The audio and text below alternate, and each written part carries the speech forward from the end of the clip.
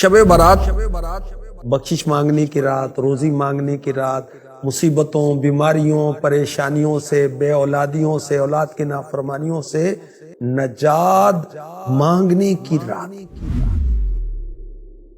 اس کے بارے میں اللہ کے حبیب صلی اللہ علیہ وآلہ وسلم نے فرمایا، جب شعبان المعظم کی 15ویں رات شب برات آئے تو اس میں عبادت کرو، دن میں روزہ رکھو۔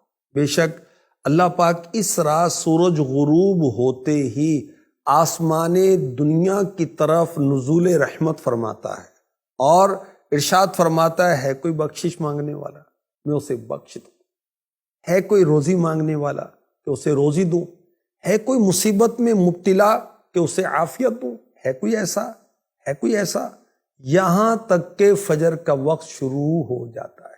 شب برات کے 6 نوافل کے بارے میں کچھ عرض کرتا ہوں۔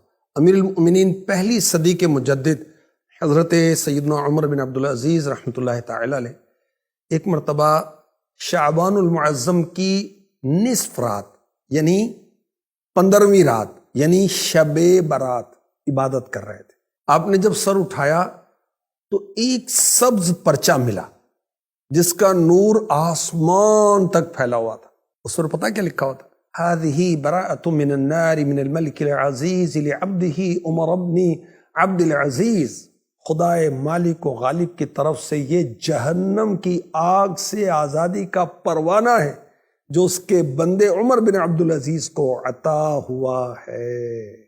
تو شب برات عبادت کی رات، شب برات نوافل کی رات، دعاؤں کی رات، نماز کی رات، کثرت درود کی رات، اپنے گناہوں کو یاد کر کے اس کی معافی مانگنے کی رات۔ اور اولیاء کرام کی یہ روٹین رہی کہ وہ شب برات پر مغرب کی نماز کے فرض اور سنتوں کے بعد 6 رکعت 2 کر کے پڑھتے تھے۔ پہلی 2 رکعتوں میں یہ نیت، یا اللہ ان 2 رکعتوں کی برکت سے مجھے درازی عمر بالخیر عطا فرما۔ پھر 2 رکعتوں میں یہ نیت فرمائیں، یا اللہ ان 2 رکعتوں کی برکت سے بلاؤں سے میری حفاظت فرما۔ پھر 2 رکعت پڑھنی ہے تیسری مرتبہ، اس میں کیا نیت ہوگی؟ یا اللہ ان 2 رکعتوں کی برکت سے مجھے اپنے سوا کسی کا محتاج نہ کر۔ نوافل پڑھنے کا طریقہ کیا ہے؟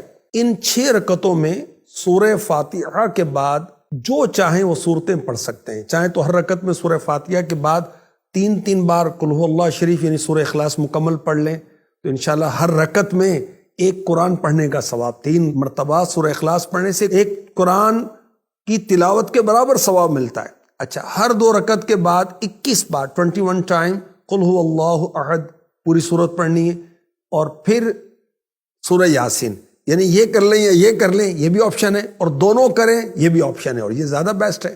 اچھا، یہ بھی ہو سکتا ہے کہ ایک اسلامی بھائی بلند آواز سے سورہ یاسین شریف پڑھے، بقیہ خاموشی کے ساتھ سنیں، اور یاد رکھیں کہ سننے والا اس دوران زبان سے سورہ یاسین بلکہ کچھ بھی نہیں پڑھے گا۔ جب قرآن کریم بلند آواز سے پڑھا جائے تو جو لوگ سننے کے لیے حاضر ہیں ان پر فرض عین ہے کہ چپ چاپ کان لگا کر سنیں۔ انشاءاللہ الکریم شب برات شروع ہوتے ہی ثواب کا انبار لگ جائے گا۔ ہر بار سورہ یاسین کے بعد دعائے نصف شعبان بھی پڑھیے۔ دعائے نصف شعبان جو ہے آقا کا مہینہ، امیر اہل سنت کا رسالہ جو ہے اس پر آپ دیکھ سکتے ہیں۔ اللہ کے حبیب صلی اللہ علیہ وآلہ وسلم نے فرمایا، جس نے عیدین یعنی عید الفطر اور عید الاضحیٰ کی رات اور شعبان معظم کی 15ویں رات یعنی شب برات عبادت میں جا کر گزاری، اس دن اس کا دل نہیں مرے گا جس دن لوگوں کے دل مر جائیں گے۔ آخری نبی مکی مدنی صلی اللہ علیہ وآلہ وسلم نے فرمایا، میرے پاس جبریل امی علیہ السلام آئے اور کہا، یہ شعبان کی 15ویں رات ہے، اس میں اللہ پاک جہنم سے اتنوں کو آزاد فرماتا ہے جتنے بنی کلب کی بکریوں کے بال ہیں، مگر مشرک اور عداوت کیا مطلب ہے؟ دشمنی رکھتے ہیں آپس میں ایک دوسرے سے، اور رشتہ کاٹنے والے یعنی خونی رشتے ہوتے ہیں ان سے تعلقات ختم کر لیتے ہیں، تکبر کے ساتھ ٹخنوں سے نیچے کپڑا لٹکانے والے، والدین یعنی پیرنٹس ماں باپ کی نافرمانی کرنے والے، اور شراب کے عادی کی طرف اللہ پاک نظر رحمت شب برات میں بھی نہیں فرماتا۔ حدیث پاک میں ہے، جو کوئی شب برات میں 100 رکعت پڑھے تو اللہ کریم اس کے پاس 100 فرشتے بھیجے گا، جن میں سے 30 فرشتے اسے جنت کی خوشخبری سنائیں گے، 30 فرشتے اسے عذاب دوزخ سے بچائیں گے، 30 فرشتے اس سے دنیا کی تکلیفیں دور کریں گے، اور 10 فرشتے اس سے شیطان کے مکر و فریب کو دور کر دیں گے۔